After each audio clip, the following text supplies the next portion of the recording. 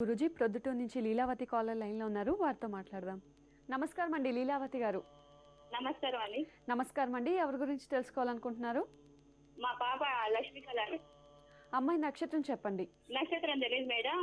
3/12/96 రాత్రి 10:30. రాత్రి 10:30 నిమిషాలు. మేడం. సరేనండి, మాట్లాడండి గురూజీతో. నమస్తే అమ్మా. నమస్కారం గురుజీ. మీ పాదాలకు గురుజీ.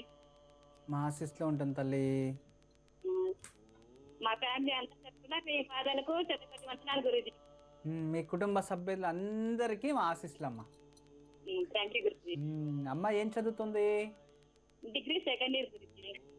Degree second year. జాతకం అయితే చాలా బాగుంది.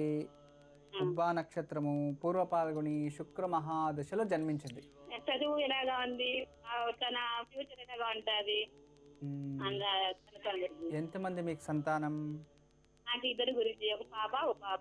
ఇప్పుడు అమ్మ ఏ గ్రూప్ తీసుకోంది డిగ్రీలో? BSc computer Guruji. చాలా మంచిదైంది. బిఎస్సి కంప్యూటర్స్ బాగా వచ్చొస్తుంది. దీన్ని అలాగే చేస్తూ ఎంబీఏ చేయించండి, ప్రాబ్లం లేదు.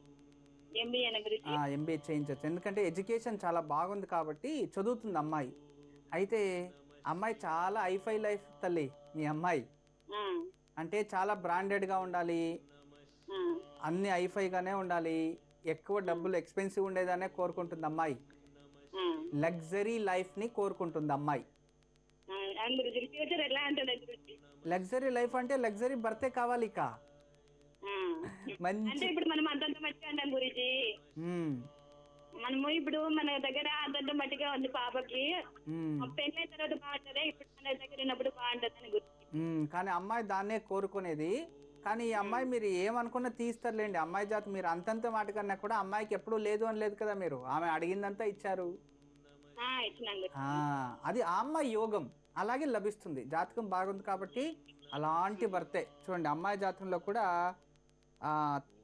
తృతీయ పుత్రుడు, 3వ అబ్బాయి, ఆ ఇంట్లో ఆఖరి పుత్రుడు అయి ఉంటాడు. 3వ అబ్బాయి, అతనితోనే వివాహం అవుతుంది. మీ ఇంటికి తూర్పు నుంచి వస్తుంది. ఇంకా లేటు, 2019 ఆఖరి 2020లో మ్యారేజ్. అంతవరకు లేదులేండి, భయపడాల్సిన అవసరం లేదు. అంతవరకు చదివించి ఉద్యోగం పంపించండి, మంచి ఉద్యోగము లభిస్తుంది. కానీ అమ్మాయి జాతకంలో చిరాకు ఎక్కువ. అమ్మాయికి కోపం వస్తే ఎవరిని కేరే చేయదు. అలాంటి పరిస్థితులు ఉంటాయి. ఈ దోష నివారణకి మాత్రం నేను కొంచెం పరిహారం చెప్తాను, అది చేయించండి.